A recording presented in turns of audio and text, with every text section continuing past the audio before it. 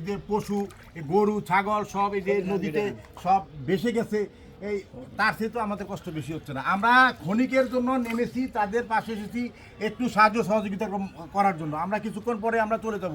আর তারা এর দীর্ঘস্থায়ী, আল্লাহ যতদিন পর্যন্ত তাদেরকে এই পানি থেকে মুক্ত না করে ততদিন পর্যন্ত তাদের ভোগ করতে হবে।